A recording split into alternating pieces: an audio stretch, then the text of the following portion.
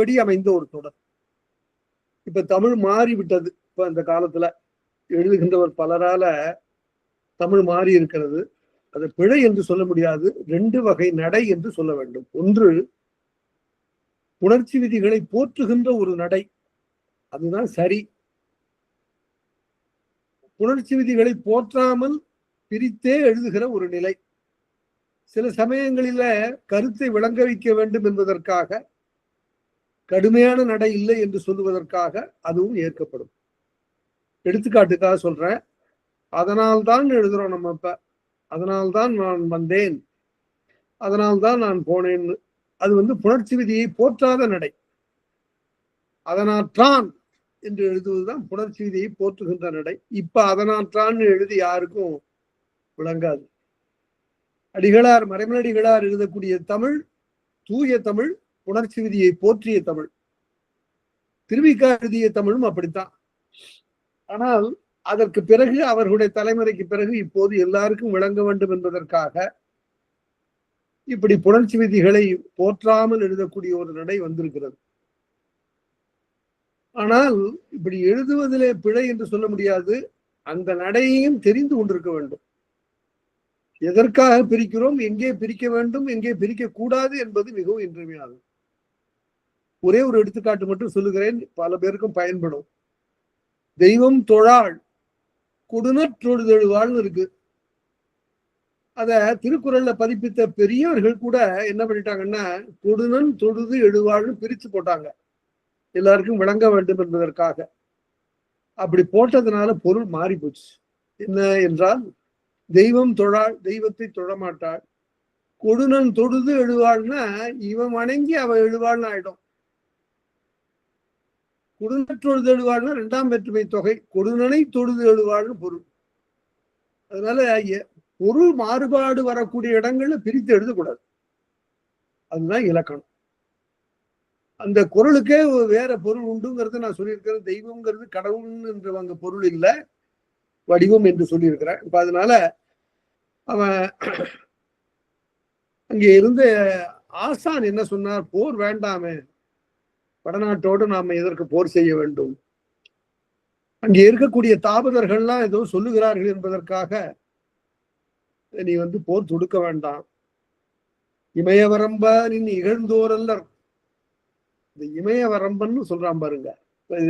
அன்பர்கள்ல கூட ஒரு இமயவரம்பன் இருக்காரு.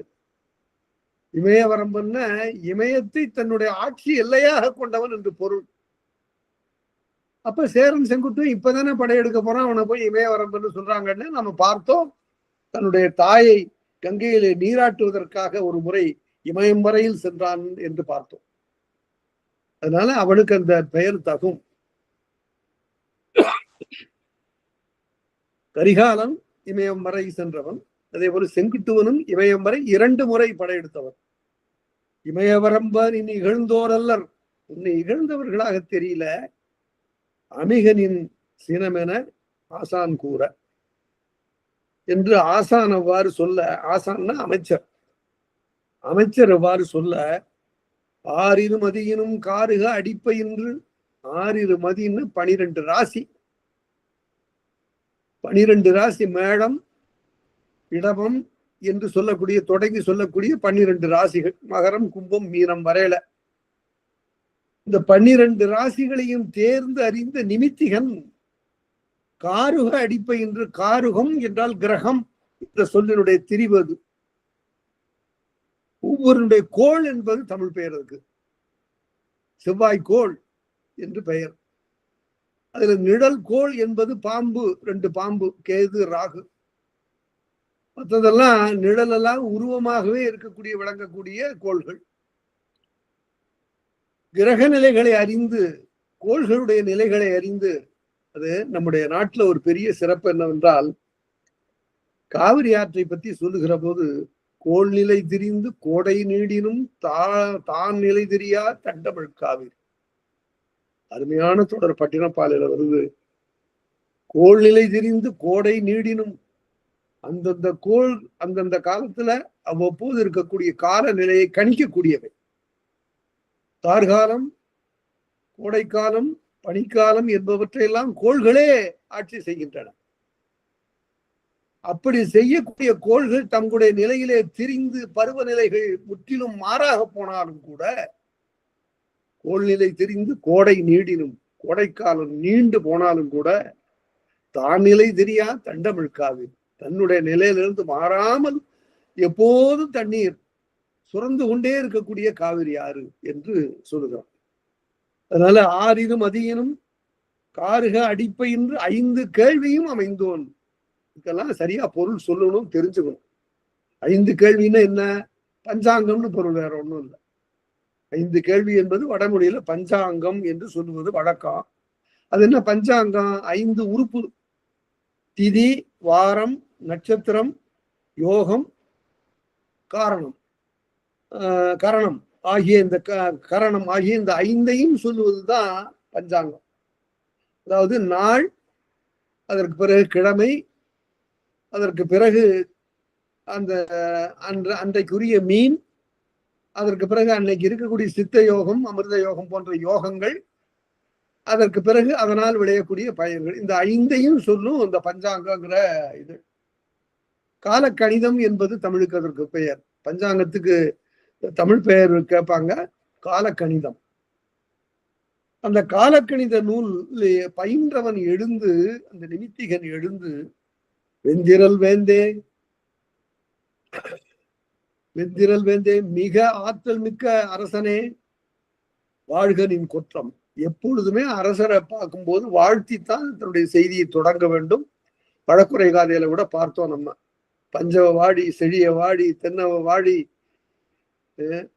என்றெல்லாம் பல முறை வாழ்த்தி விட்டு அதற்கு பிறகு செய்தியை சொல்லுவான்.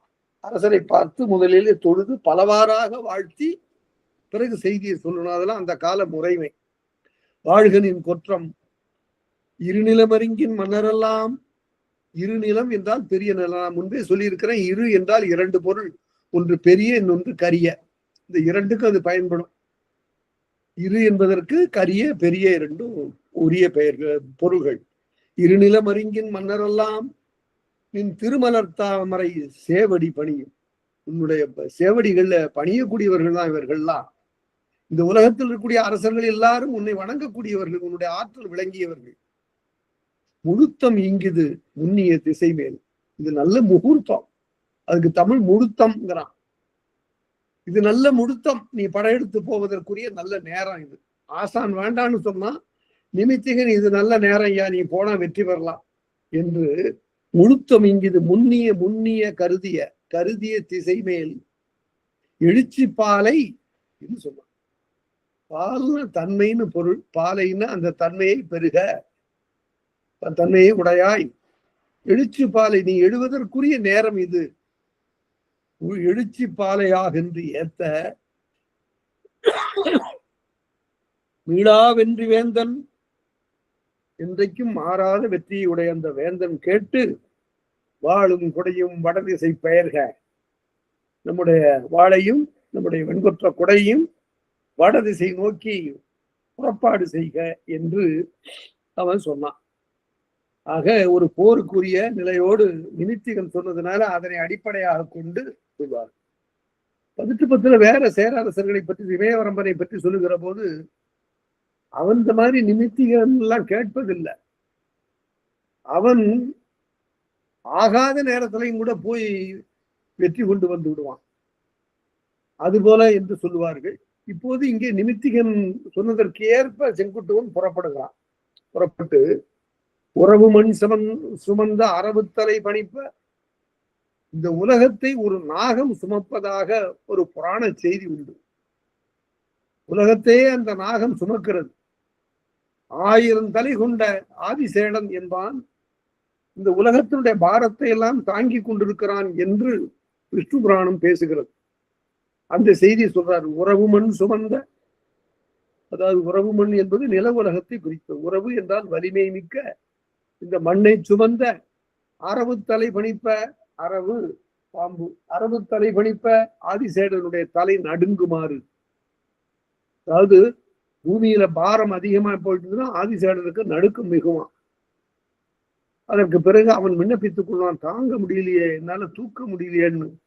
அப்புறம் அப்பொழுது பூமியிலே வாழ்கின்ற உயிர்களுடைய எண்ணிக்கை குறைக்கப்படும். இதெல்லாம் ஆண்டவனுடைய கட்டளைப்படி என்றெல்லாம் புராணம் அதெல்லாம். ஆனால் உலகம் எதனுடைய தலை மீதும் சுமக்கப்படவில்லை. ஆனா இது ஒரு உள்ளுரையான ஒரு கருத்து, வேற ஒன்று இல்லை. ஒரு பாம்பினாலே சுமக்கப்படுகிறது. அதற்கு 1000 தலை உண்டு. அறவுத்தலை பணிப்ப பொருணர் ஆர்ப்போடு வீரர்கள் ஆர்த்தார்கள். அவ்வளவு சேனை மிகுந்து போச்சுப்ப. பூமியில ஒரு இடத்துல பாரம் குவிந்த உடனே ஆதிசேடனுடைய தலை நடுங்குகிறது. பொருணர் ஆர்ப்போடு முரசு எழுந்து ஒலிப்ப. முரசு இது போர் முரசு, தியாக முரசு, கொடை முரசு, இதெல்லாம் அந்தந்த நேரத்திற்கு தகுந்தாற போல முரசனுடைய தாளம் வேறுபடும், அடிக்கிற முறை வேறுபடும்.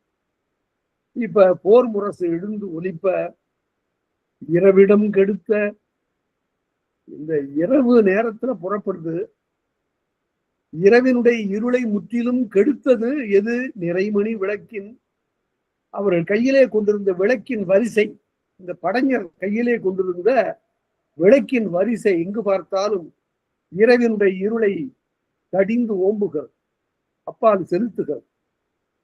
நிறைமணி விளக்கின் விரவு கொடி அடுக்கத்து, கொடி கையிலே ஏந்தி இருக்கிறார். எங்கு பார்த்தாலும் இந்த கொடி ஒவ்வொருவருடைய கையிலும் திகழ்கிறது.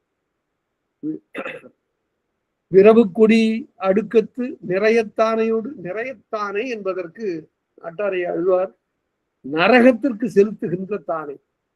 நிறையம் என்றால் நரகம் என்று பொருள். நரகம் வட சொல்லு, நிறையம் தமிழ் சொல்லு. அது கொண்டு போய் அங்கே செலுத்துகிறது, அதனால அதுக்கு நிறையம் என்று பெயர். நிறையத்தானையோடு வெம்பரியானை வேந்தற்கு ஓங்கிய, அதாவது குதிரைப்படை, யானைப்படை ஆகியவற்றை எல்லாம் பெற்றிருக்கக்கூடிய கரும விரைஞரும் கணக்கியல் விரைஞரும். கரும விரைஞர் என்பார் அமைச்சரை போல அவர்கள்லாம் படை வகுத்து செல்லக்கூடிய நெறியை கற்பிப்பவர்கள். கணக்கியல் விரைஞரும் அவர்கள் நிதி அமைச்சர்கள் மாதிரி. கரும விரைஞரும் அறவோர், தந்திர விரைஞரும் அரசியல் உத்திகளை வகுப்போர். மண்டினி ஞானம் ஆழ்வோன் வாழ்க. மண்டினிங்கிறது புணர்ச்சி இலக்கணப்படி அமைந்த தமிழ். மண் திணிங்கிறது மண்டினின்னு ஆச்சு. மண்டு இனின்னு பிரிக்க விடாது. மண் திணி அப்படின்னா மண் திணிந்த. நச்சினாருக்கு நீர் உரை எழுதும் போது 10 பாட்டுல மண் செறிந்தன்னு எழுதுவார். அதாவது அது விட்டு கொடுத்து விடாத, அல்லது குடி வாங்கி உயிர்களை உள்ளே வாங்கி விடாத என்று பொருள். மண்டினி ஞானத்து ஞானம் ஆழ்வோன் வாழ்க என்று சொல்லி வாழ்த்த, பிண்டமுன்னும் பெருங்களிற்று எழுத்தின், யானைக்கு அப்ப கவளம் உருட்டி கொடுக்கப்படுகிறது. பிண்டம் என்றால் பிடி சோறு, கையாலே பிடிக்கப்பட்ட உருண்டை சோறு. அது படை புறப்படுகின்ற காலத்துல எல்லாருக்கும் கொடுக்கப்படும். அது அந்த நிலைக்கு பெயர் இலக்கணத்துல பெருஞ்சோற்று நிலை என்று சொல்லுவார்கள். படைஞர்களுக்கெல்லாம் வேந்தர் கையில உருட்டி கொடுப்பான். அது பெருஞ்சோற்று நிலை என்று புறத்துறை ஒன்றாக பேசப்படும். பிண்டமுன்னும் பெருங்களிற்று எருத்தின், எருத்துன கழுத்துன்னு பொருள். அது இன்றைக்கும் வழக்கில் இருக்கு. எங்க இருக்குன்னா, இந்த கிராமப்புறங்கள்ல மாட்டை பூட்டி ஓட்டுகிற வண்டி இருக்கும். அதுல எருத்துல போட்டுப்பா, இத அப்படி ஏற்காதுல எருத்துல பூட்டு அப்படிம்பா. உடனே அந்த தண்ணீர் தூக்கி அதனுடைய கழுத்துல வைப்பான். எருத்து என்பால் கழுத்து. இந்த முன்னும் பெருங்களிற்று எருத்தின் மரமிகு வாழும் மாலைவன் குடையும். ஈரமிகுந்த வாழையும் குடையையும் யானையின் மீது ஏற்றி புறநிலை கோட்டம் புரிசையில் புகுத்தி, அரண்மனைக்கு அப்பால செலுத்தி புறநிலை கோட்டம் புரிசையில், புரிசை என்றால் மது சூழ்ந்த இடம் என்று பொருள். புரிசையில் புகுத்தி வெளி, அந்த பெருவெளிக்கு செலுத்தி, புறம் என்றால் மது சூழ்ந்தது என்று பொருள். வல்லினம் போட்டீங்கன்னா புறம் என்றால் வெளியே என்று பொருள். முப்புறம் என்றால் 3 மதில் என்று பொருள். புரிசையில் புகுத்தி புரைதீர் வஞ்சி போந்தையின் தொகுப்போர். புரைதீர் வஞ்சி போந்தையின் தொகுப்போர். போந்தை என்றால் பனை என்று பொருள். பனம்பூ மாலை சேரனுக்குரியது. எப்பொழுதுமே அரசர்கள் என்ன செய்வார்கள்? தங்களுடைய அடையாள மாலை இது என்று காட்டி போரில் இறங்குவார்கள். ஆகவே அப்ப தெரியும். காலாட்படைகளும் அப்படிதான். தங்களுடைய வேந்தனுக்குரிய அடையாள மாலையை அவர்களும் சூட்டிக் கொள்வார்கள். அப்பதான் சரியான நேர்மையான போர். யார் யாரோடு போர் செய்ய வேண்டும், யாரை தாக்க வேண்டும் என்பதெல்லாம் அந்த மாலையை கொண்டு அறிந்து கொள்ளப்படும். பணம்பூ மாலை. வஞ்சி எதுக்கு என்றால், வஞ்சி என்பது எது கருதி இந்த போர் என்று சொல்லுவது. வஞ்சி என்பது மண்ணை கொள்ளுவதற்குரிய போர். வடநாட்டின் மீது படையெடுத்து நான் உங்களுடைய மண்ணை கவரப் போகிறேன் என்று அறிவித்து வருகிறான். வஞ்சி என்பது மண்ணை கவர்தற்குரிய போர். இஞ்சா மன்னசை வேந்தனை வேந்தன் அஞ்சதாக சென்று அடல் குறித்தன்று என்று தொல்காப்பியர் சொல்லுவார். அதனால பகைவனுக்கு போர் குறிப்பு இருக்கிறது, ஆகவே நாமும் போர் செய்வோம் என்று சொல்லி புறப்படுவதுதான் வஞ்சி. புரைதீர் வஞ்சி. புரை என்றால் குற்றம். புரைதீர் வஞ்சி போந்தையின் தொடுப்போன். போந்தை பனை, பணம்பூ மாலை, இந்த இரண்டையும் சேர்த்து தொடுப்பான். வஞ்சி போந்தையின் தொடுப்போன் அரசு விளங்கு அவையும் முறையில் புகுதர. இந்த சேனைகள் எல்லாம் அங்கிருந்து அரசனுக்கு முன்னால எல்லாம் திரண்டு நிற்க, அரும்படைத்தானை அமர்வேட்டு கலித்த. இந்த கலித்தங்கிற சொல்லு அருமையான சொல்லுது. அது இன்றைக்கு வழக்குல இருக்கா என்று சிலர் கேட்டார்கள்.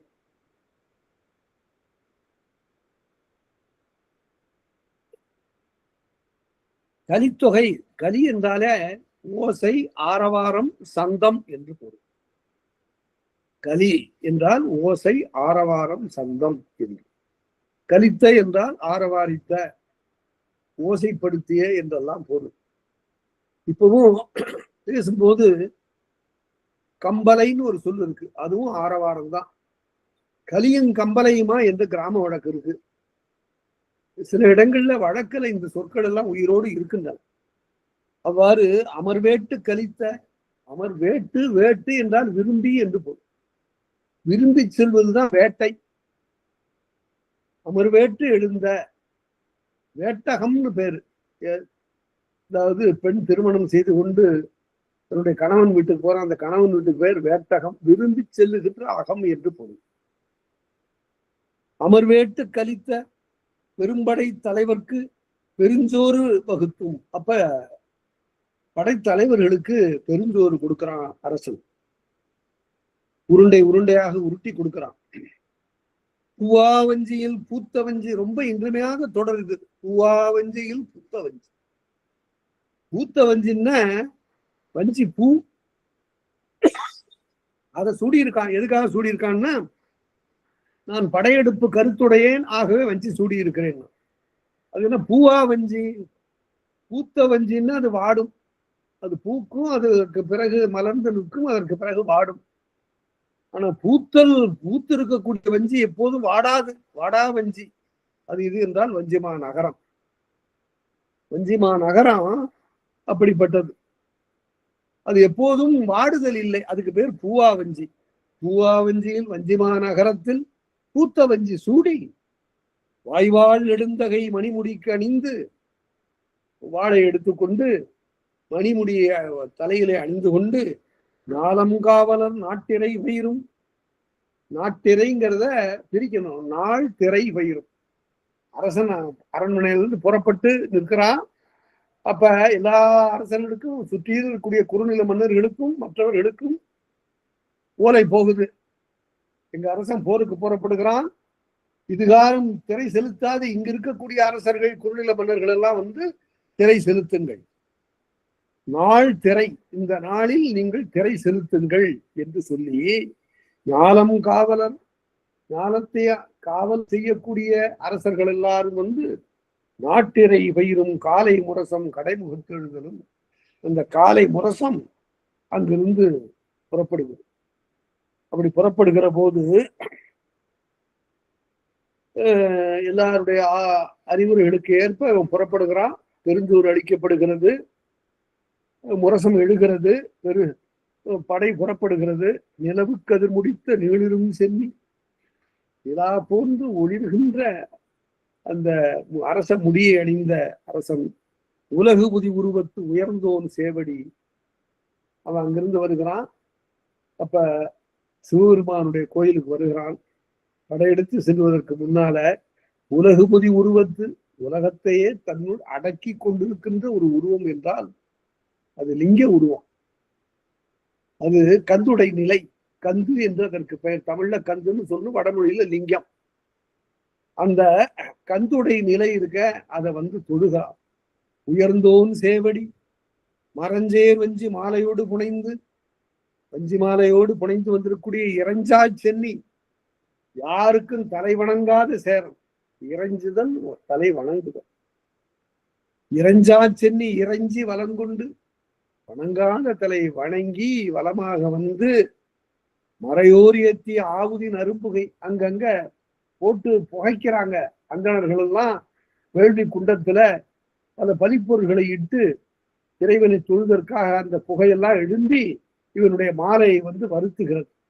நரைகள் மாலையின் நல்லகம் மறுத்த இவன் கழுத்தில் அணிந்திருக்கக்கூடிய வஞ்சி பூ மாலையினுடைய இதழ்களிலே சென்று அந்த புகை படிந்து அவற்றை வாடச் செய்கிறது. நரைகழு மாலையின், நரை என்றால் தேன், தேன் அமைந்த வஞ்சி மாலையினுடைய இதழ்களை எல்லாம் சென்று வருத்த கடற்களி யானை பிடத்தலை ஏறினன். வீரமிக்க யானையினுடைய தேர்ல பட்டத்து யானையினுடைய மேல ஏறினான் சேரன் செங்குட்டுவன். குடக்கோ கொட்டுவன் குட்டுவன் கொற்றம் கொள்கன ஆடகமாடத்து அரிதுயிலமந்தோம். இந்த கோயிலிருந்து அடுத்தபடி திருவனந்தபுரத்துல இருக்கக்கூடிய பெருமாள் கோயில் போயாது. சிவபெருமான் கோயில வணக்கம் முடிஞ்சாச்சு. அடுத்தபடி படை புறப்படுகிற போது திருவனந்தபுரத்தில் இருக்கக்கூடிய பெருமானுடைய கோயிலுக்கு செல்கிறார்கள். ஆடக மாடம் என்றால் திருவனந்தபுரம். குடக்கோ குட்டுவன் கொற்றம் கொள்கன, அவன் வெற்றி பெறட்டும் என்று சொல்லி யார் வாழ்த்துறாங்க? ஆடக மாடத்து அரிதுயிலமந்தோன் சேடம் கொண்டு சிறந்தேர்த்த அந்த கோயிலிருந்து பிரசாதத்தை எடுத்துக்கொண்டு திரு அமுது என்று பெயர். தமிழ்ல பிரசாதம் என்பதற்கு திரு அமுது. அந்த திருமுது சேடம் என்று சொல்லுவார். சேடம் கொண்டு ஆடகமாடத்து அரிதுயில் அமர்ந்தோம். இறைவன் படுத்திருக்கிறாங்க. அந்த படுத்திருக்கிற கோலத்துல அவன் கண்ணை மூடுறது மாதிரி இருக்கும். அவன் அரிதுயில் உள்ளவன். உலகத்தில் நடப்பதையெல்லாம் பார்த்து கொண்டிருக்கிறான். அவன் தூங்குறான்னு நினைக்க கூடாது. ஆடகமாடத்து அரிதுயிலமந்தோன் சேடம் கொண்டு சிறந்தேத்த அரசே உங்களுக்கு வெற்றி வாய்க்கட்டும் என்று சொல்லி அங்க இருக்கக்கூடிய பட்டாச்சாரியர்கள், வைணவ குருக்கன்மார் அவர்கள் நின்று வாழ்த்திய உடனே நீர் கறந்து செஞ்சடை கடவுள் வண்ணச் சேவடி மணிமுடி வைத்தலின் சிவபெருமானுடைய திருவடிகளை தன்னுடைய தலையிலே சூடியதனால் இவன் என்ன பண்ணான்? ஆங்கது வாங்கி திருமால் கோயிலே கொடுத்த அந்த திருவமுதை வாங்கி அணிமணி புயத்து தாங்கினும் தன்னுடைய தோல்ல வச்சுக்கிட்டான். அதுல இருந்து என்ன பொருள்னா, சிவபெருமானை வணங்குகின்ற அந்த குலத்திலே பிறந்தவன் செங்குட்டுவன். ஆனால் மற்ற சமயங்களை மதிக்கக்கூடியவன். அதனால சிவபெருமானுடைய திருவடிகளை தலையிலே வாங்கி தரித்து கொண்டவன் திருமாலினுடைய சேவடிகளை வாங்கி தன்னுடைய தோளிலே வைத்துக் கொண்டான். ஆங்கது வாங்கி அணிமணி புயத்து தாங்கினாகி தகநீர் செல்வடி. இது ஒரு சமய போற. என்ன சிறப்புன்னு கேட்டீங்கன்னா, செங்குட்டுவன் சைவன் என்கிறது நல்ல தெளிவா தெரியுது. இப்ப இளங்கோவடிகள் சமணர். அவர் துறவு கொண்டு சமணரா போனாரு. அந்த அரசவையில புலவரா இருந்த சாத்தனார் பௌத்தர். ஆக சமயம் மனிதர்களை பிரிக்கல. அவர்கள் அவரவர்களுக்கு உரிய நெறி, வழிபாட்டு நெறி, ஒரு சமய கோட்பாடு அவற்றோடு இருந்தார். நாடகம் அடந்தையர் அதற்கு அடுத்தபடி அவ யானையில ஏறிய பிறகு அந்த உடன் போவோரை பற்றி எல்லாம் சொல்லப்படுகிறது. நாடகம் அடந்தையர் ஆடரங்கியாங்கனும் கூடையிற் பொலிந்து, கூடைன்னு கூப்பிய கையின்னு பொருள். கைய அப்படியே குவித்து தாமரை முட்டு போல கையை குவித்து, அது முன்னாடியே பார்த்திருக்கிறோம். கூடைகை செய்த வாரத்து களைதலும் என்று அரங்கத்து காதையில பார்த்தோம். கூடை செய்த கை வாரத்து களைதல். அப்படி ஆடுறா பெண்ணு. ஆடுகிற போது அப்படி கும்பிட்டு தொடங்கும் போது கும்பிட்ட கையை அப்படி பிரித்து அதுக்கு பிறகு இப்படி வருவது வாரத்து களைதலும். அப்படி ஒவ்வொரு முத்திரையும் அங்க அரங்கத்து காதையில விளக்கப்பட்டது. கூடை என்றால் அதே போல இங்க கூப்பிய கை. கூப்பிய கையில் பொலிந்து கொற்றவேந்தே வாகை தும்பை மணித்தோட்டு போந்தையோடு ஓடை யானையின் உயர்முகத்து ஓங்க வெண்குடை நீழல் என் வெள்வளை கவரும் கண்களி கொள்ளும் காட்சியாக. இப்ப நாடகம் அடந்தே தங்களுடைய அந்த ஆடல் முத்திரையோடு வாழ்த்துகிறார். எப்படி? வாகை தும்பை, வாகைங்கிறது வெற்றிக்குரிய மாலை. அரசே, நீ வாகை சூட வேண்டும். இப்போது நீ வாகையை சூட போகிறாய். தும்பை சூட வேண்டும். தும்பை என்றால் அதிர பொறுதல். கடுமையா போய் போர்க்களத்துல போய் மோதுகிற போது தும்பை பூவை சூடிக்கொள்வான். மணித்தோட்டு போந்தை, மலர், அழகான மலர்களை எல்லாம் உடைய போந்தை, பனம்பூ மாலை, அது அடையாள மாலை, இவற்றையெல்லாம் சுட்டி ஓடை யானையின், ஓடைன்னா யானையினுடைய முகப்படாம், யானைக்கு முன்னால உலோகத்தினால செய்யப்பட்ட மணிகளாலே கோக்கப்பட்ட ஒரு அணி ஒன்று நெற்றியில தொங்க விடப்பட்டது. அதுக்கு பேரு ஓடை, பொன்னோடை என்று சொல்லுவது உண்டு. ஓடை யானையின் உயர்முகத்து ஓங்க வெண்குடை நீழல் என் பெருமான் வெள்வளை கவரும். இந்த கை வளைய உன்னை பார்த்தோம், பார்த்துட்டு எங்களுடைய கைகளில் இருக்கக்கூடிய வளைகள் எல்லாம் கடந்து போயிடும். என்ன பொருள் என்றால், உன்னை கை ஊப்பினோம், அதற்கு பிறகு கையை தளர விடுகின்ற காலத்தை என்னுடைய உடம்பு இழைச்சு போச்சு, எங்களை விட்டு நீ புறத்து போறிய அப்படிங்கிற பிரிவுல, அந்த பிரிவின் வருத்தத்துல எங்களுடைய கை வளைகளை எல்லாம் நீ கவர்ந்து கொண்டாய். கண்களி கொள்ளும் காட்சியாக கண்ணை கவர்கின்ற காட்சியை பெற்றுவிட்டாய் என்று சொல்லி அவர்கள் ஏத்த மாகத புலவரும் வைதாளிகரும் சூதரும், 3 வகையான புலவர்கள். மாகத புலவர்கள் என்றால் இருந்து ஏத்துவார், உட்கார்ந்து பாடுகிறவர்கள். ஏன் அவர்கள் உட்கார்ந்து பாடுகிறார்கள்னு கேட்டா, அவர்கள் வாத்தியம் வச்சிருக்கிறவங்க, அதை கையில வைத்துக் கொண்டு இசைக்க முடியாது. அதனால பெரும் கலங்கள் அவற்றை எல்லாம் வைத்து இருந்து ஏத்துவார், அதாவது அமர்ந்துன்னு பொருள். இந்த சொல்லு இருந்து ஏத்து, இருங்கன்னா நகரத்தார் வழக்கு. செட்டி நாட்டுல அங்கிருந்து யாரையும் போய் பார்க்க போனா இருங்க அப்படின்னு சொல்லுவாங்க. அப்படிதான் அமருங்கள் என்று பொருள். அங்கதான் இன்னும் இருங்கன்னு சொல்றாரு. இதுக்கு என்ன பொருள்னு மற்ற மாநில மாவட்டத்தில் இருக்கிறவங்களுக்கு தெரியாது. பொறுத்திருங்கள் என்று சொல்வது பால கருதி கொள்வார்கள். அதுபோல மாகத புலவரும் அவர்கள் இருந்து ஏற்றுவார்கள். வைதாளிகரும் என்றால் பாடுகின்றவர்கள், ஓசை மிக பாடுகிறவர்கள். சூதரும் என்றால் நின்று ஏத்துவார், நின்று கொண்டு பாடக்கூடியவர்கள், இசைப்பவர்கள். சிறு கருவிகள் இருந்தால் நின்று கொண்டு ஏத்துவார்கள். சூதரும் நல்வலம் தோன்ற வாழ்த்த, வெற்றி தோன்றுமாறு எல்லாரும் வாழ்த்த. யானை வீரரும் இவுளி தலைவரும், யானையினுடைய வீரர்களாகிய யானை பாகர், இவுளி வீரர், இவுளி தலைவர், இவுளின்னா குதிரை, குதிரை தலைவரும் வாய்வாள் மறவரும் காலாட்படைஞரும் வாழ்வல நேர்த்த எல்லாரும் அவர்களும் அரசனை வாழ்த்த. தானவர் தம்மேல் தம்பதி நீங்கும் வானவன் போல, இந்திரன் தன்னுடைய அமராவதி நகரத்தை விட்டு நீங்குவது போல செங்குட்டுவன் மஞ்சுமா நகரத்தை விட்டு புறப்படான். தானவர்ன வானத்தில் இருக்கக்கூடியவர்கள், தம்பதி நீங்கும் அமராவதி நகரத்தை விட்டு நீங்கக்கூடிய வானவன் போல. இவனுக்கும் வானவன் பேரு, சேரனுக்கும் வானவன் என்று ஒரு பெயர் உண்டு. வானவன் போல வஞ்சி நீங்கி, வஞ்சி நகரத்தை நீங்கி தண்டத்தலைவரும், தண்டத்தலைவரும் தானை தலைவர் என்று பொருள்.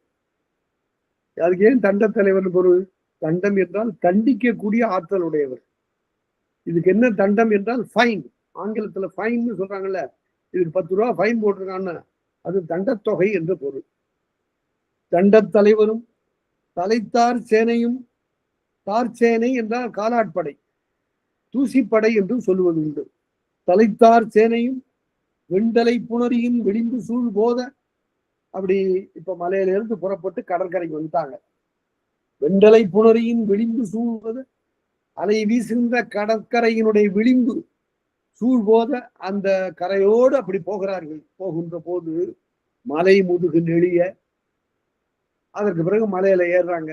சேர நாட்டுல கடற்கரையிலிருந்து அப்புறம் மலைக்கு மேல போகணும்.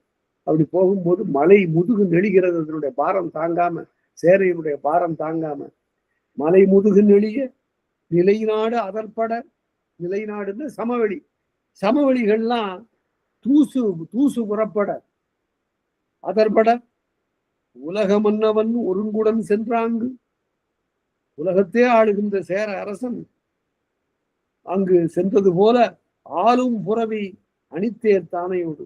ஆளும்னா அசைகின்ற குதிரைகள், அணித்தேர், தானே தேர் படை எல்லாம் இப்ப நீலகிரிக்கு வந்தாச்சு. நீலகிரி மலைக்கு, நீலகிரியின் நெடும்புறத்து இருத்தாங்கு உதகை.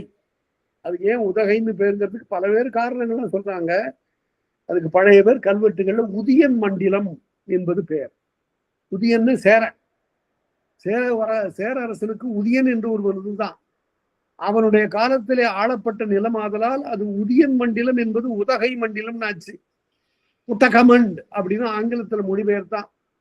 நம்ம தமிழர்கள்லாம் உடனே உத்தகமண்டுங்கிறது ஒற்றைக்கல் வந்து அதுதான் உத்தகமண்டு தான் ஆச்சுன்னு சொல்லிட்டாங்க. அது பிழை.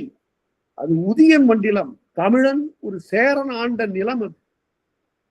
அவ்வாறு நீலகிரியின் நெடும்புறத்து இருத்தாங்கு அங்க தங்கி ஆடியல் யானையும் தேரும் மாவும், அசைந்து போகின்ற யானையும் தேரும் மாவும் குதிரையும் வீடுகள் மரவரும், அத 4 படையும் சொல்லியாச்சு. இப்ப கடுஞ்சிறுத்த கொள்களிலும் கடல்பரிய கலிமாவும் நெடுங்குடிய நிமிர்ந்தேனும் நெஞ்சு புகன் மரவரும் என 4 மாண்டதாயினும் பார் புறநானூற்று புலவர்.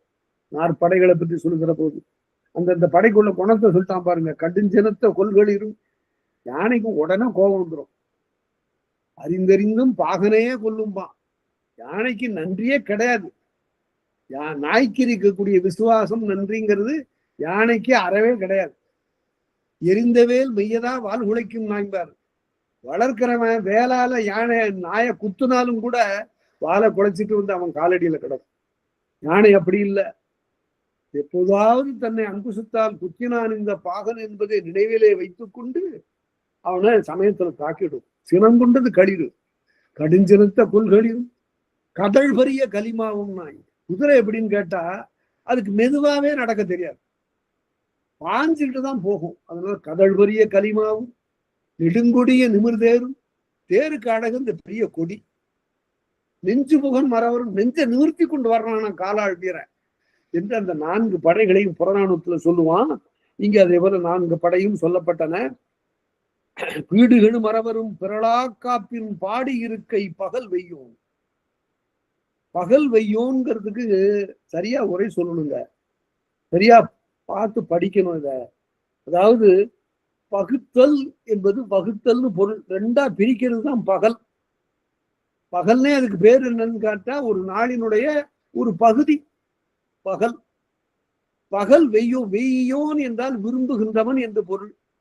இங்க பகல் வெய்யோன் என்பதற்கு என்ன பொருள் என்றால் நடுவு நிலையை விரும்பக்கூடிய சேரன்னு பொருள். நடுவு நிலையை விரும்புகிறவன் பகல் வெய்யோன். பாடி அவன் வேண்டுமென்றே யார்த்தையும் போய் போர் கொடுக்க மாட்டான், காரணம் இல்லாமல் போர் கொடுக்க மாட்டான். ஒருத்தர் தேவை இல்லாமல் அவருக்கு அன்பு செலுத்த மாட்டான். இப்படி ஒரு நடுவு நிலைமே உடையவன். தனக்குரியவர்களுக்காக சலுகை தர மாட்டான், பிறர் என்பதற்காக வெறுக்க மாட்டான். இப்ப இந்த பகல் வெய்யோ நடுவு நிலைமை சான்ற இந்த அரசன் தன் இருநிலமடந்தைக்கு திருவடி அளித்தாங்க. யானையில இருந்து கீழே இறங்க தன்னுடைய கால்கள் இருநில மடந்தைக்கு நிலைமகளுக்கு தன்னுடைய திருவடிகளை கொடுத்து அருந்திரல் மக்கள் அடியீடு ஏற்ற அவன் அடியிடுகின்ற போதெல்லாம் மக்கள் அவனை சேர அரசன் வாழ்க வாழ்க என்று. அதற்கு பிறகு பெரும்பேரமடி அங்கு அரியணையை கொண்டு வந்து வைக்கிறாங்க. அதுல உட்கார்ந்த பிறகு இயங்குபடை அரவத்து ஈண்டொலியை செய்ப்ப படையெல்லாம் அறவாரிக்க அவன் அரியணையில உட்கார்ந்து இருக்க, அந்த சமயத்துல வானத்துல அப்படியே போய்கொண்டிருந்த முனிவர்கள் கீழே இறங்கி வர்றாங்க. விசும்பு இயங்கு. விசும்புன்னாவே என்ன பொருள்னா வானம்னு பொருள். அதுக்கு ஏன் விசும்புன்னு பொருள்னா அது எண்ட்லெஸ்ஸா, இட் இஸ் எண்ட்லெஸ், போயிட்டே இருக்குது. வானம் இல்லாத ஊரே இல்லைன்னா எந்த ஊர்ல வானம் இல்லாம இருக்கு? அது நீண்டு கொண்டே போயிருக்கிறது இந்த விசும்புங்கிறது. இப்பவும் புள்ள விடாம கத்துச்சுன்னா புள்ள விசும்பிக்கிட்டே இருக்கு, பார்க்காம இருக்கிறியம்மா. அதான் விசும்புதல் என்றால் எல்லை இல்லாமல் நீளுதல். விசும்பு இயங்கு முனிவர். வானத்துல இருக்கின்ற முனிவர்கள் வியன் நிலமாடும் இந்திர திருவனை காண்குதும் என்றே இந்த அகன்ற நிலத்தை ஆளுகின்ற அந்த இந்திரன் போன்ற செல்வமுடைய சேரனை நாம் பார்ப்போம் என்று சொல்லி வானவெளியிலே போய்கொண்டிருக்கிற முனிவர்கள் கீழே இறங்கி வந்தார்கள். அந்தரத்து இடிந்தாங்கு அந்தரத்திலிருந்து கீழே இறங்கி வந்து அரசு விளங்க அவையத்து அங்கே இருக்கக்கூடிய அரசனை பார்த்து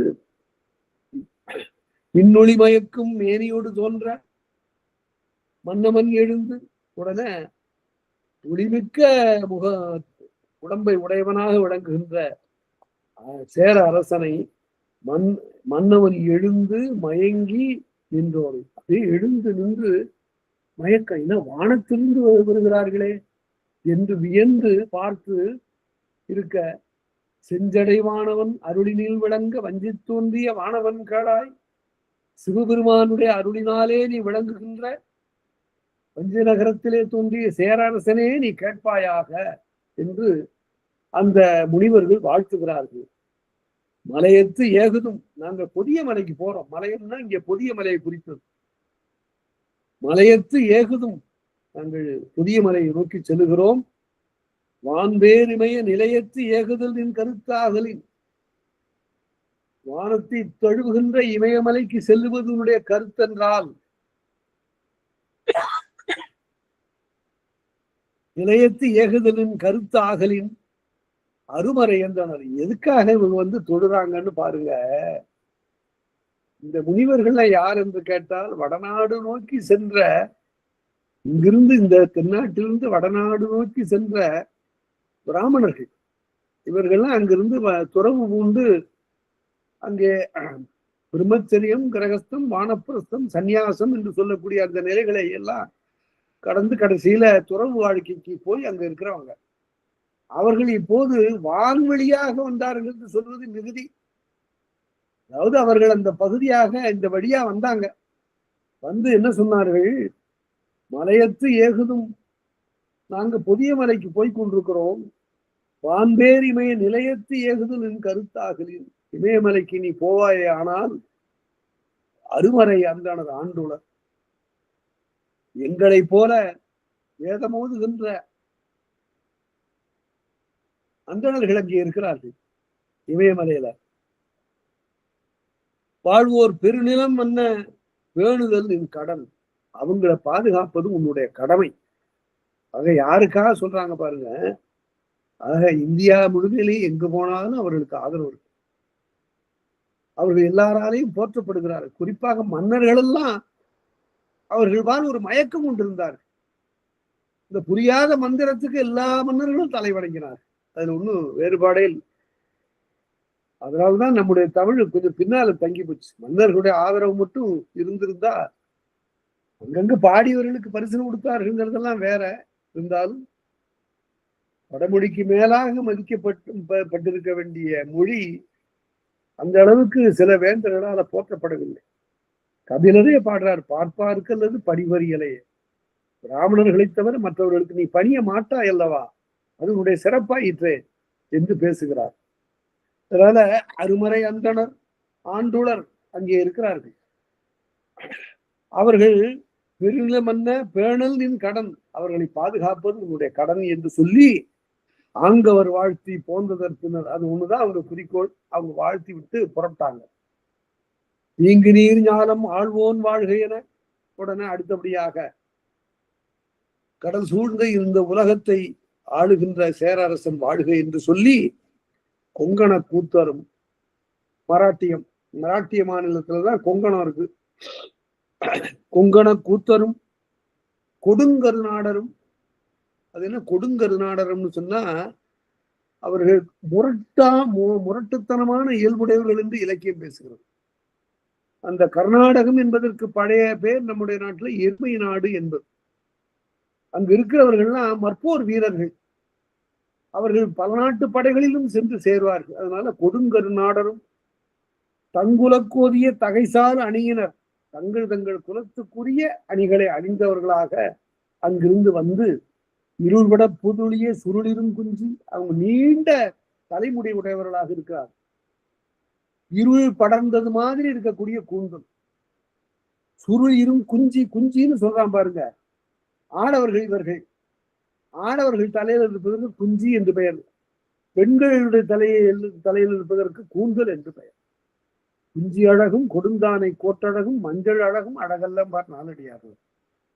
அதனால சுருளிரும் குஞ்சு சுருண்ட அந்த கூந்தலை உடைய அவர்கள்லாம் மருள்பட பரப்பிய ஒலியல் மாலை.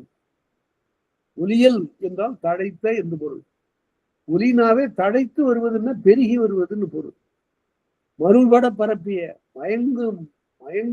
மயக்குறுமாறு பரப்பிய அந்த மாலையினை அணிந்தவர்கள், தடைத்த மாலையினை உடையவர்கள் இந்த கொங்கண கூத்தர், கர்நாடகர் ஆகிய இவர்களெல்லாம் வடம் சுமந்து ஓங்கிய வளரிட வனமுலை கருங்கன் நெடுங்கல் காரிகையாரோடு அவர்கள் பெண்களோடு வருகிறார்கள். எல்லாம் அவர்கள் தான் பல வகையான கூத்து நிகழ்த்தக்கூடியவர்கள். வடம் சுமந்து, வடம்னா மணிவடம், மணிகளை எல்லாம் கோத்து இருக்கக்கூடிய மாலை. வடம் சுமந்து ஓங்கிய வளரிட வனமுறை கருங்கயல் நெடுங்கல், கரிய கண்களை உடையவர்கள், வளமான மார்பை உடையவர்கள், நெடுங்கண் காரிகை, நீண்ட கண்களை உடைய காரிகையாரோடு இருங்குயில் ஆல குயில் இசைக்க இனவண்டு யாழ் செய்ய, வண்டுகள் எல்லாம் யாழ் போல ஒலி செய்ய. அதாவது இதெல்லாம் இப்படி பார்த்துட்டே வந்தா, ஒரு பாட்டுல நற்றிணையில என்ன சொன்னா, இந்த பொண்ணு குயில் போல கூவுது, இந்த பொண்ணு மயில் போல ஆடுது, இதுதாங்க உலக வழக்கம், எப்பவும் 2000 ஆண்டுகளா சொல்லி கொண்டிருக்கிற வழக்கம் இதுதான். அதை ஒரு புலவன் மாத்தினான். நின்னே போலும் மஞ்சையால நின்னே போலும் மாமையிலகவ நின்னே உள்ளி வந்துருந்தான். உன்னை போல குயில் கூவிச்சு, உன்னை போல மயிலாடுச்சுன்னு நான் தலைவியை பார்த்து அதை மாற்றி சொல்லி பார்த்தாங்க. அது என்ன, அவைகள் எல்லாம் அகிரிணை, நீ உயர்தனை, நீ எவ்வளவு. அதுக்கு காரணம் இருக்கிறது என்னவென்றால், தொல்காப்பியர் சொல்றார் ஒரு இடத்துல, இந்த மனித உயிர்களுக்கும் விலங்குகளுக்கும் என்ன வேறுபாடு என்று கேட்டால், மனித உயிர் தலைமுறை தோறும் வளர்கின்ற அறிவுடையது. அப்பாவோட புள்ள கண்டிப்பா அறிவாளி தான், தீட்டாம இருக்கும். சில சமயத்துல அறிவு தீட்டப்படாமல் உறங்கிய நிலையில இருக்கும். தந்தையை விட மகன் கண்டிப்பா அறிவுடையவன். அதனால அவன் என்ன சொல்லுவான் என்று கேட்டால், 6 அறிவு உடையவன் மனிதன், 5 முதலாக ஓரறிவு வரையில் உள்ளவர்கள் அகிரிணை உயிர்கள். இந்த அகிரிணை உயிர்களுக்கு என்னதான் ஆற்றல் இருந்தாலும், புலியாக இருந்தாலும் சிங்கமாக இருந்தாலும் சரி, இதா இருந்தாலும் அறிவு வளர்ச்சி என்பது ஒரு அளவோடு நின்றுடும். அதுக்கு மேல அதுக்கு கிடையாது. அதற்கு அனுபவம் இல்லை, பட்டறிவு இல்லை. ஆனா மனிதனுக்கு அப்படி இல்லை. இதை எப்படி சொல்லுகிறார் என்றால், ஒரு ஆங்கில அறிஞன் சொல்லுங்க, ஒரு அமெரிக்க அறிஞன் சொல்லுகிறான், மிக்கே என்று ஒரு அறிஞன் அவன் சொல்லுகிறான், குரங்கு இருக்கிறது, சமயத்துல பார்த்தா அதனுடைய அறிவு வியக்கத்தக்கதாக இருக்கிறது. அதற்கு மனிதனுடைய அறிவுக்கு என்ன வேறுபாடுன்னு கேட்டா, குரங்கிடம் 2 மூங்கில்களை கொடுத்துட்டா அதை வைத்துக்கொண்டு அது பிடித்து நடனமாடும், குதிக்கும், கூத்தாடும். ஆனா அந்த 2 மூங்கில்களை வைத்துக்கொண்டு ஒரு ஏணி அதுல இருந்து உருவாக்க அது எந்த தலைமுறையிலும் அது முடியாது. ஏன்னா அதுக்குரிய அந்த ஆக்க அறிவு இல்லை. அது ரெண்டும். மனிதன் அப்படி இல்லை. ஏணி ஆக்கணும், அதற்கு பிறகு மேலே ஏறுவதற்கு இந்த ஏணிதானே வேண்டும், வேறு கருவிகளை பார்ப்போமேன்னு பார்த்தான். அதற்கு பிறகு பெரிய பெரிய கோக்காலிகளை செய்தான். அதற்கு பிறகு மேலே தவழுகின்ற விமானத்தை பார்த்தான். அறிவு இப்படி வளர்ந்து கொண்டே போகிறது. அதுதான் 6வது அறிவு, வளர்ச்சிக்குரியது. அது போல அது பெரிய ஆற்றலை விளக்குவது என்று தொல்காப்பியர் சொல்லுகிறார். காலந்தோறும் வளர்கின்ற அறிவுன்னு சொல்றாரு. அது மிகப்பெரிய ஒரு கணிப்பு. அதுபோல காரிகையாரோடு இருங்குயிலால 2000 ஆண்டுகளுக்கு முன்பு குயில் எப்படி கூவுச்சோ அதே மாதிரிதான் இப்பவும் கூவுது. 2000 ஆண்டுகளுக்கு முன்பு மனிதன் பாடினானா அப்படியே இப்படி இப்ப பாடுறது இல்லை. அவனுடைய பாட்டுல, இசையில எவ்வளவோ மாற்றங்கள் வந்துருச்சு. அதுதான் அறிவு, மனித அறிவு வளர்ச்சிக்குரியது. விலங்கின் அறிவு வளர்ச்சி இல்லை, ஒரு குறிப்பிட்ட நிலையோடு நின்று விடுவது. இப்ப சீன நாட்டுல ஒரு பயிற்சி பண்ணி இருக்கிறாங்க, நீங்க பார்த்திருக்கலாம். பகைவர்களுடைய டாங்கிகளை தாக்குவதற்கு நாய்களை பயன்படுத்துவது.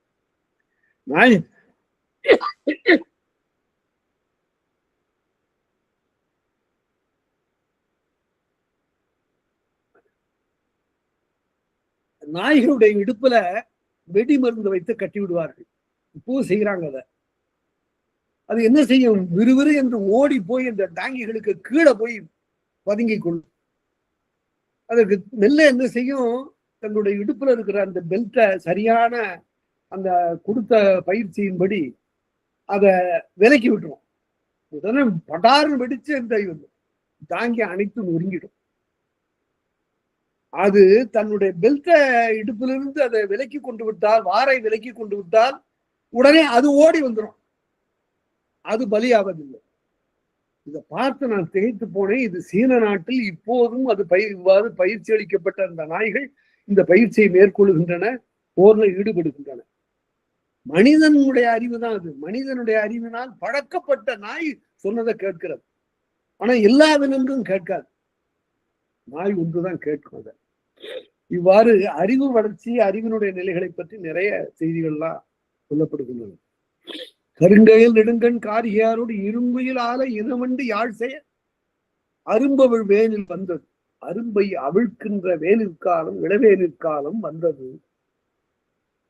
வந்து அவன் வாரார் காதலர் என்னும் மேதகு சிறப்பில் இளவேனில் வந்துருச்சு. காதலர் இன்னும் வரமாட்டார் என்று மாதர்பாணி வரியோடு தோன்ற அவங்க எல்லாம் இந்த கர்நாடக கூத்தரும் கொங்கண கூத்தரும் கர்நாடகரும் எல்லாரும் சேர்ந்து அவனுக்கு முன்னால ஒரு பொழுதுபோக்காக ஒரு நாடகம் நடத்துகிறார்கள். அதுல இந்த தலைவியரெல்லாம் ஐயோ போன தலைவன் இன்னும் வரவில்லையே என்று சொல்லி இளவேனிற் காலம் வந்து விட்டது என்றெல்லாம் கழிப்பாக நடனமாடி காட்டுகிறார். காலம் காணாய் கடிது இடித்து உரறி காரோ வந்தது. இளவேனிற் காலமும் போச்சு, கார் காலம் வந்துருச்சு. காரோ வந்தது, காதலர் ஏறிய தேரோ வந்தது. கார் காலத்துல அவர்கள்லாம் வந்துட்டாங்க. கார் காலத்துல காதலருடைய தேர் வந்ததுன்னா என்ன பொருள் என்றால், அது வரையில எங்களுடைய ஆசிரியர் காலம் வரையில ஒரு செய்தி எல்லாரும் எழுதினார்கள். கார்காலத்துல போரை நிறுத்தி விடுவார்கள். ரெண்டு சார்ந்த படையினரும் இரு படையினரும், அதாவது போர் தொடுக்கக்கூடிய வேந்தனுடைய படையினரும் போர் தொடுக்கப்படுகின்ற வேந்தனுடைய படையினரும் படைகளை விலக்கி கொண்டு கார்காலம் வந்துவிட்டது, கார்காலம் முடிந்த பிறகு போர் செய்யலாம் என்று போய்விடுவார்கள். எதற்காகன்னு கேட்டா, அவங்க வீட்டுக்கு போவானாமா, அவங்க மனைவி மக்களை பார்க்க வேண்டாமான்னு எல்லாரும் சொன்னாங்க. அது அல்ல என்று தமிழ்காதல் நூல்ல வாசுபா மாணிக்கம் எழுதியிருக்கிறாரு. கார்காலத்தில் படைகள் செவ்வனம் இயங்க மாட்டார். மேலே பெய்கிற மழையின் காரணமாக படைகள் போரிட முடியாது. அதனால போருக்கு ஓய்வு. இல்லாவிட்டா தன்னுடைய மனைவியை தேடி வருகிறான் என்று அவ்வாறு சொன்னா அது பெருமை ஆகாது.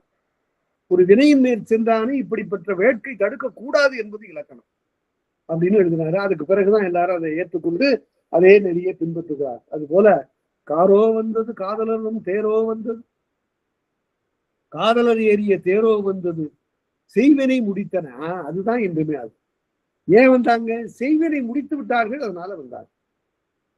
செய்வினை முடித்தன கார் குறவையோடு, கார்காலத்தில் பாடுகின்ற குறவை என்ற களிப்பு மிகுந்த ஆட்டத்தோடு, கருங்கை நெடுங்கண் கோற்றொடி மாதரோடு குடகர் தோன்ற அந்த வளையணிந்த குடகு நாட்டு பெண்கள் எல்லாம் இப்படிப்பட்ட ஒரு கூத்தை நிகழ்த்த, தாழ்தரு கோலத்து தமரோடு சிறந்து வாழ்வினை முடித்து மரவாழ்வேந்தன் ஊழிவாழி என்ப ஓவர் தோன்ற. ஓவர் என்றால் ஏத்துகின்றவர்கள், பாராட்டுகின்றவர்கள் என்று பொருள். தாழ்தரு கோலத்து, தாழ்தல் என்றால் தங்குதல் என்று. அங்கே தங்கியிருந்த தம்முடைய உறவினரோடு தங்கியிருந்த மகளிரோடு சேர்ந்து, தமரோடு மகளிரோடு சேர்ந்து வாழ்வினை முடித்து மரவாழ்வேந்தன் ஊழி வாழி, எல்லாரும் வாழ்த்துறாங்க. இந்த வாழால் செய்யக்கூடிய போராகிய வினையை முடித்து வெற்றியோடு திருப்பி வந்து சிறக்க வேண்டும் என்று எல்லாரும் ஓவர் தோன்ற. ஓவர் ஏத்தாளர் என்று எழுதுவார். ஏத்தாளர்னு பாராட்டுகிறவர்கள். அவ்வாறு அவர்கள் சொல்ல ஏத்தல் தோன்ற கூத்துள் படுவோன். அது யார்? கூத்துள் படுவோன் என்ற ஆடல் ஆசிரியன். ஒரு காலத்துல இந்த ஆடல் ஆசிரியர் என்ன செய்வான் என்றால், ஆடுகின்ற பெண் அரங்கல ஆடிக்கொண்டிருக்கின்ற போதே அதனுடைய ஒரு பக்கத்துல நின்று அவன் ஆடுவான். எந்தெந்த இடத்துல இந்த ஆடல் மகளுக்கு ஐயமோ அப்படி பார்த்து கொள்வா. ஓ இப்படி ஆடணுமா, சரின்னு அதற்கு பிறகு அவன் அவன் காட்டுகின்றவாறே ஆடும். உடன் ஆடுதல் வழக்கமா இருந்தது. அது சிலப்பதிகார காலத்திலேயும் உண்டு என்பது அரங்கேற்று காதையில விளங்குச்சு. ஆடல் பாடல் அழகு என்று கூறிய முந்தி உண்டு குறைபடாமல் அப்படின்னாரு இளங்கோ.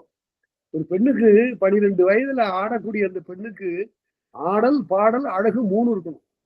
இருந்தாதான் அது பொலிவு தோன்று அந்த ஆடற்கலை சிறக்கும். அது சொன்னார். அப்படி கற்பித்த அந்த ஆடலாசிரியனாகிய நட்டுவன் அவனும் கூட சேர்ந்து ஆடுவான். அந்த பழக்கம் அதற்கு பிறகு நின்று போய்விட்டது. அவன் உட்கார்ந்து அதற்கு பிறகு தட்டுக்களி தட்டுவான், தாளத்தை தட்டுவான். அந்த தாளத்திற்கு தகுந்தாற் போல ஆடுவது என்பது பிற்கால மரபு. தாழ்தரு கோலத்து தமிழோடு சிறந்து வாழ்வினை முடித்து மரவாழ்வேந்தன் ஊடி வாழி என்று ஓவர் தோன்ற கூத்துள் படுவோன் ஆடல் ஆசிரியன் காட்டிய முறைமையும் ஏத்தினர். அவன் காட்டுகிற முறையில ஆடி பாராட்டுகின்றவர்கள். அறியா இருங்கலனில் அவர்கள் இதுகாரும் அறியாத அணிகலன்களை அவர்களுக்கு வேந்தன் கொடுத்தான். இதுகாரும் அவர்கள் அணிந்ததே இல்லை. இப்படிப்பட்ட அணிகலன்கள் எல்லாம் அவன் கொடுத்தான். அறியா இருங்கலன் நல்கி வேத்தினம் நடுக்கும். வேத்தினம் என்பது வலித்தல் விகாரம். வேந்து இனம், அரசர்களுடைய இனத்தவர்கள் எல்லாம் சேர்ந்து வேந்தினம் நடுக்கும் வேலோன் இருந்துழி. அப்படி வேலையுடைய அரசன் இருக்கின்ற போது, உழி என்பது 7ஆம் பெற்ற உருவு, இடத்துன்னு பொருள். இருக்கின்ற இடத்து அந்த நிலையில் நாடக மகளிர் 152 102 பேர் நாடக பெண்கள் வந்தாங்க. இதுக்கெல்லாம் அந்த எண்ணுக்கெல்லாம் காரணம் இருக்கு. அப்படி ஒவ்வொருவரும் ஒவ்வொரு இடத்துல நிறுத்தி வைக்கப்படுகிற போது முன்னும் பின்னுமாக எத்தனை பேர் இருக்கணுமோ அந்த எண்ணிக்கை 102 வருது. இந்த 102 பேர் நின்று ஒரு வகையான ஒரு அணிவகுப்பை நடத்தி அவரவர்கள் ஒவ்வொருவரும் வரிசை வரிசையாக வந்து பதம் பாடுதலும் ஆடுதலும் நிகழும். கூடிசை குயிலுவர் 280 208 பேர் இசைக்கலைஞர்கள். எப்பவுமே பாடுகிறவர்கள் சிலராக இருக்க, கருவி இசை செய்கிறவர்கள் பலராக இருப்பார்கள். இந்த காலத்திலே அது வழக்கம். ஆர்கெஸ்ட்ராம்பா. அது பல வகையான இசைக்கருவிகளை இசைக்கக்கூடிய ஆற்றல் உடையவர்கள் இருந்தார்கள். அவர்களுடைய கூட்டம். அவர்கள் 280 96 வகை பாசண்டத்துறை. பாசண்டத்துறைன்னு சமய சாத்திர கருத்தை சொல்லக்கூடியவர்கள். பௌத்த சமயம், சமண சமயம், சைவ சமயம், வைணவ சமயம். இந்து சமயம் அந்த காலத்துல கிடையாது. சைவ வைணவம் தான். அதுதான் பின்னாடி 2 சேர்த்து கொள்ளப்பட்டு இந்து சமயமாச்சு. இந்து சமயம் என்பது வைதிக சமயத்தினுடைய மாற்றம். 96 வகை பாசண்டத்துறை நன்னிய 100 நகை வேடம்பரும். நகை வேடம்பர் என்றால் பொழுதுபோக்காக அரசனை மகிழ்விக்கக்கூடியவர்கள், அவையோரை மகிழ்விக்கக்கூடியவர்கள். தெனாலிராமன் மாதிரி அவ்வப்போது மகிழ்ச்சிக்குரிய செய்திகளை கதையாக சொல்லி நிகழ்ச்சிகளாக காட்டி அப்படியெல்லாம் மகிழ்விக்கக்கூடிய அவர்களும் சேர்ந்து கொடுஞ்சி நெடுந்து 50 இரட்டியும் எல்லாம் புறப்பட்டு போகிற போது, கொடுஞ்சின்னா தேர்ல நிற்கிறவர்கள் கீழே விழுந்து விடாத பற்றி கொள்வதற்காக தாமரை பூ வடிவத்துல ஒரு கொடி போல நட்டு வைக்கப்பட்டிருக்கூடிய ஒரு பிடிப்பு. அதை பிடிச்சிட்டு தான் வேந்தன் நிற்பான். அதுல குடிஞ்சி நெடுந்தேர் 50 இரட்டியும், அதுல ஒரு 100 தேர்கள் போகின்றன. கடுங்கடி யானை 500, யானை 500, 1000 10,000 கொய்யுளை புறவியும் குதிரைகளும். எய்யா வடவளத்து 20,000. அதாவது எய்யான வேறொன்றும் காணாத அறியாதன்னு பொருள். வடவளத்து 20,000. வடநாட்டினுடைய வளத்தை காட்டக்கூடிய 20,000 கண்ணெழுத்து படுத்தல். எல்லா எழுதி சேர்க்கப்பட்ட சுவடிகள் அவைகளும் சேர்ந்து கைமுனை சகடமும் அணிகள் முதலாகின கையிலே புனைந்து கொண்டிருக்கூடிய அணிகளும் சஞ்சயன் முதலாக தலைக்கீடு பெற்ற சஞ்சயன் தான் தலைவன். தலைக்கீடு பெற்றன தலைப்பாகை. அரசன் அளித்த தலைப்பாகையினை பெற்ற, விருதாக அளித்த தலைப்பாகையை பெற்ற கஞ்சக முதல்வர் ஈரைநூற்றுவரும் அதுல 1000 பேர். கஞ்சுகம்னா சட்டை, மெய்ப்பைன்னு தமிழ்ல சொல்ல வேண்டும். கஞ்சுக முதல்வர் ஈரைநூற்றுவரும் சே உயர் விற்கொடி, தொலைவிலிருந்து பார்த்தாலும் தெரியக்கூடிய வில்லின் கொடி, வில்லை பொறித்த கொடியினையும் தாங்கி வந்திருக்கூடிய செங்கோல் வேந்தே வாயிலோரன, வாயில் வந்து செய்த வாயுவோனங்கிறது வந்து வாசற்படியில வந்து காத்திருக்காங்களா, உங்களை வர சொல்லட்டுமான்னு கேட்டான். அப்ப சரி, வாயில் வந்து இசைப்ப நாடக மகளிரும் நலத்தகு மாக்களும், நாடக மகளிர் நலத்தகு மாக்களும் சிறப்புடைய பிறரும் கூடி கூடிசை குயிலுவ கருவியாளரும் கூட்டி இசையை உண்டாக்கக்கூடிய இசைஞர்களும் சஞ்சயன் தன்னோடு வருகைங்கிற. சஞ்சயன் அப்பதான் வர்றான், அவனோடு நாடக மகளிர் மற்றவர்கள்லாம் வருகிறார்கள். செங்கோல் வேந்தன் திருவிளங்கு அவையத்து சஞ்சயன் புகுந்து தாழ்ந்து பல ஏத்தி சஞ்சயன் விழுந்து வணங்குகிறான். வணங்கிய நிலையில் இப்போது அதற்கு பிறகு சேனை புறப்பட போகிறது. ஆணையர் புகுந்த 250 சஞ்சயன் புகுந்து தாழ்ந்து பல ஏத்தி ஆணையர் புகுந்த 250 மான்வினையாளரை வகைபெற காட்டி வேற்றுமையின்றி நின்னோடு கலந்த 100 கண்ணரும் கோற்றொழில் வேந்தே வடதிசை மருங்கின் வானவன் பெயர்வது கடவுள் எழுதுவோர் கற்கே ஆதலில் ஓங்கிய இமயத்து கற்கால் கொண்டு வீங்கு நிற்கங்கை நீர்ப்படை செய்தாங்க யான் தருமாத்திரம்.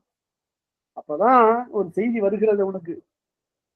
இந்த தமிழ்நாட்டினுடைய எல்லையில தெலுங்கு நாடு தொடங்குகிறது. வடநாடு போகிறவர்கள் யாரும் தமிழ்நாட்டை தாண்டி ஆந்திரா வழியா போகணும். அந்த காலத்துல அந்த தெலுங்கு நாடு இருந்தது, வடுக நாடு என்று அதற்கு பெயர். அந்த வடுக நாட்டை இருந்தவர்கள் 100 கன்னர். 100 கன்னர்னா யாரு என்றால் அவர் கௌதமி புத்திரன் என்று ஒருத்தன், அவனுடைய வழியில வந்தவர்கள். அவர்களுக்கு பேர் வடமொழியில கௌதமி புத்திர சதகர்ணி. சதம் என்றால் 100, கர்ணி என்றால் கன்னர் என்று பொருள். காதுல குண்டலம் போட்டவர்கள் அர்த்தம். காதிலே குண்டலம் இருந்தால் கர்ணனை நினைத்துக் கொள்ளுங்கள். அதை தமிழ் படுத்தும் போது கண்ணன் என்று எழுதணும், ரன்னகரம் போட்டு எழுதணும், 2 சொடி. 100 கன்னர், அவங்க 100 பேர் எண்ணிக்கையில உள்ளவங்க. அவங்க என்ன சொன்னாங்களா, வடநாட்டுக்கு போய் ஒரு தெய்வத்துக்கு கல்லெடுத்து வருவது உன்னுடைய குறிக்கோள் என்று சொன்னால் அதுக்கு நீ ஏயா போகணும், உன்னிடம் அன்பு செலுத்தக்கூடிய நாங்கள் போய் கொண்டு வந்து கொடுத்துடுறோமே என்று சொல்லி அவர்கள் வந்து சொல்லுகிறார்கள். ஆணையர் புகுந்த 250 மான்வினையாளரை வகைபெற காட்டி மாட்சிமை மிக்க தொழில் உடையவர்கள் எல்லாம் காட்டி வேற்றுமையின்றி நின்னோடு கலந்த 100 கன்னர். அவங்கதான் உதவி கங்கை ஆற்றை கடப்பதற்கு அவர்கள் தான் உதவி செய்கிறார்கள். அவர்கள் நிறைய படகுகள் வைத்திருக்கிறார்கள். அத்தனை சேனைகளையும் கங்கை ஆற்றினுடைய அக்கறையில கொண்டு போய் செலுத்துகிறார்கள். அதான் 100 கன்னரும் கோல் தொழில் வேந்தே. கோல் தொழில் செங்கோலால் செய்யக்கூடிய தொழில் அரச தொழில். கோல் தொழில் வேந்தே வடதிசை மருங்கின் வானவன் பெயர்வது. வடதிசைக்கு சேர அரசன் போவது என்பது வடதிசை மருங்கின் வானவன் பெயர்வது கடவுள் எழுதவோர் கற்கே ஆதலில். கடவுளின் உருவத்தை செதுக்குவதற்கு அமைந்த ஒரு கல்லை கொண்டு வருவதே என்றால் ஓங்கிய இமயத்தை கற்கால் கொண்டு அந்த இமயத்திலிருந்து ஒரு கல்லை எடுத்து கொண்டு வந்து நீங்கு நீர் கங்கை நீர்ப்படை செய்து கங்கை ஆற்றில கொண்டு வந்து குளிப்பாட்டி யான் தரும் ஆற்றல் கொடுத்து விடக்கூடிய ஆற்றல் எங்களுக்கு இருக்கிறது என்று என்றனர் என்று நீங்கி நீர் ஞானம் ஆழ்வோன் வாழ்கிற அரசே வாழ்க என்று வாழ்த்தி அடல்வேல் மன்னர் ஆறுயிருண்ணும் கடலந்தானை காவலம் உரை. அப்ப கடல் போன்ற தானைகளுடைய சேரரசன் சொல்லுகிறான், பாலகுமரன் மக்கள் மற்றவன் காவானாவிற் கனகனும் இசையிலும் விருந்தின் மன்னர் தம்முடன் கூடி அருந்தமிழ் ஆற்றல் அறிந்தலராங்கன கூற்றம் கொண்டு இச்சேனை செய்வது 100 வருடத்திற்கு சாற்றி, ஐயா நான் அதற்காக மட்டும் போகல. பாலகுமரன் என்ற வடநாட்டு அரசனுடைய மகன்களாகிய கனக விசயன் தென்னாட்டு அரசரை இகழ்ந்து பேசியதாக அறிந்தேன். அதனால நான் கண்டிப்பாக அவர்கள் மீது படையெடுத்து ஆக வேண்டும். விருந்தின் மன்னர் புது புது அரசர்கள்லாம் வந்து சேர்ந்து அவர்களோடு சேர்ந்து கொண்டு காவா நாவை காவான்னு பேசினார். கடலந்தானே காவலன் உரைக்கும் பாலகுமரன் மக்கள் மற்றவர் காவானாவில் கனகனும் விசயனும் விருந்தின் மன்னர் தம்மோடும் கூடி எல்லாரும் சேர்ந்து அருந்தமிழ் மாற்றல் அறிந்தனை என்ன சொன்னாங்க? சேரன் முந்தி வந்த போது எம்போல அரசர் இங்கு இல்ல, இப்ப வரட்டும் பார்ப்போம். நாம இன்று அவருடைய தாயை நீராட்டுவதற்காக கங்கைக்கு அடித்து சென்ற போது அவன் பாட்டுக்கு அமைதியா வந்துட்டு போயிட்டான். எல்லாரும் பணிந்தார்கள். எம்மை போல அரசர்கள் இருந்திருந்தால் நடந்திருப்பதே வேற. அதற்காக அருந்தமிழாற்றல் அறிந்திலர் அங்கன கூற்றம் கொண்டு கோயில் சேனை செல்வது. இந்த சேனை யமனையே அடைச்சிட்டு போது, வா உனக்கு நிறைய சாப்பாடு போட, நிறைய உனக்கு தீனி இருக்கு வா என்று அழைத்து கொண்டு 100 கண்ணருக்கு சாற்றியாங்கு. அதனால கௌதமி புத்திர சதகர்ணி என்று சொல்லப்படுகின்ற கண்ணரசர்கள் 100 அதை சொல்லி கங்கை பேரியாறு கடத்தற்காவன வங்க பெருமிதை செய்கதான கங்கை பேரியாற்றை கடந்து செல்வதற்குரிய படகுகளை நீ கொடுத்து உதவுக என்று சேரரசன் வேண்ட, உடனே சஞ்சயன் போனபின் இந்த செய்தி தெரிஞ்சு சஞ்சயன் அதற்கு பிறகு கண்ணர்களுடைய செய்தி சஞ்சயன் கொண்டு வந்தான். அதற்கு பிறகு கஞ்சுகமாக்கள், சட்டையிட்ட வீரர்கள், எஞ்சானாவினர், ஈரைஞ்சூற்றுவர், வீரம் பேசக்கூடிய 1000 பேர், சந்தியன் குப்பையும் தாழ்நீர் முத்தும். சந்தியன் குப்பை என்றால் குவியல் என்றுதான் பொருள். அது வேண்டா பொருளுடைய குவியலை இப்போது குறிக்கிறது. ஒரு காலத்துல சந்தியன் குப்பைங்கிறான் பாருங்க, சந்தனத்தினுடைய குவியல். இது மாதிரி வர்றத மொழியில் என்று சொல்லுவாங்கன்னா டீகிரடேஷன். உயர்ந்த பொருளை குறித்த ஒரு சொல் தாழ்ந்த பொருளை குறிக்க வந்து விடுகிறது. பூவின் நாற்றம் என்று சொல்லிக் கொண்டிருந்தவர்கள் இப்போது நாற்றம் தாங்க முடியலையேங்கிறான். இந்த நாற்றம்ங்கிற சொல்லு உயர்ந்த பொருளை விட்டு தாழ்ந்த பொருளை குறிப்பதற்கு வந்து விட்டது. இது இழிபொரு பேர், டீகிரேடேஷன் என்று சொல்லுவார். அதுபோல சந்தியன் குப்பையும் தாழ்நீர் முத்தும், கடல்ல கிடைத்த முத்தும், தென்னரிட்ட திரையோடு கொண்டு தெற்கே இருக்கின்ற அரசர்களிட்ட திரையெல்லாம் கப்பல் பணத்தை எல்லாம் கொண்டு வந்து கண்ணெழுத்தாளர் காவல் வேந்தன் மண்ணுடை முடங்கலும் மன்னவர்க்கு அளித்து, உடனே அவர்கள் எழுத்து பொறித்த அந்த ஓலைகளையும் வாழ்த்துகின்ற ஓலைகளையும் கொண்டு வந்து அணிகலன்களையும் கொண்டு வந்து கொடுக்க, கண்ணெழுத்தாளர்னு திருமுகம் எழுதக்கூடியவர்கள்னு பொருள். ஓலையிலே எழுதக்கூடியவர்கள், கணக்காளர்கள். இதெல்லாம் கணக்கில் வைத்துக் கொள்வதற்காக எழுதி காவல் வேந்தன் மண்ணுடை முடங்கலும் மன்னருக்கு அளித்தாங்க. இலச்சினையிட்ட மண் முத்திரையிட்ட ஓலையும் கொண்டு வந்து அதுல வாழ்த்து ஓலை. அது அரசே, இந்த பருவத்துக்குள்ள திரையை நாங்கள் செலுத்தி இருக்கிறோம், நீங்கள் பெற்றுக்கொள்ள வேண்டும், நீங்கள் வாழ்க என்று அந்த ஓலையில எழுதி அதற்கு மேல மண் முத்திரையிட்டு அனுப்புகிறார். கண்ணெழுத்தாளர் காவல் வேந்தன் மண்ணுடை முடங்கலும் மன்னவர்க்கு அளித்தாங்க. ஆங்கவர் ஏகிய பின்னர் அவங்களும் போனாங்க. ஆக இவன் போருக்கு புறப்படுகிற காலத்துல அவனுடைய நிலம் சார்ந்தவர்களும் வழியில் இருக்கக்கூடிய மன்னர்கள் எல்லாரும் அவனுக்கு திரை செலுத்தி வணங்கி அவனுடைய தலைமையை ஏற்றுக்கொள்கிறார். எந்த விதமான தடையும் இல்லை அவனுக்கு. அவனுக்கு இப்ப குறிக்கோள் நோக்கமே கனக விசயர் தான். அங்கே போகிறார். வீங்கி நீர் ஞாலம் ஆழ்வோன் ஓங்கிய நாடாள் செல்வர் நல்வலன் ஏத்த, நாடாளுகின்றவர்கள் எல்லாரும் ஏத்த பாடி இருக்கை நீங்கி. பாடி இருக்கைன்னா கேம்ப் ஹவுஸ். அது போருக்கு முன்னால் தங்கி இருக்கக்கூடிய இடத்துக்கு பேர் பாடி இருக்கை. நல்ல தூய தமிழ்ல பாடி இருக்கை என்று சொல்லுவது. தங்கி இருக்கின்ற இருக்கை நீங்கி பெயர்ந்து கங்கை பேரியாற்று கண்ணரில் பெற்ற வங்கப்பரப்பின் வடமருந்தி எய்தி. வங்கப்பரப்பு அவ்வளவு கப்பல்கள் நிறைய இருக்கு, ஓடங்கள் எல்லாம் இருக்கு, இந்த படகுகள்லாம் இருக்கு. இந்த வடமருந்தி எய்தி வடகரைக்கு போய் ஆங்க அவர் எதிர்கொள்ள, அங்கே 100 கண்ணர்கள் எதிர்கொள்ள அந்நாடு கடிந்தாங்கு ஆந்திர நாட்டை கடந்து செல்லுகிறான். இத்தகைய போர் பயணத்தை இதுவரையில கால்கூட்காவில சொன்னார்.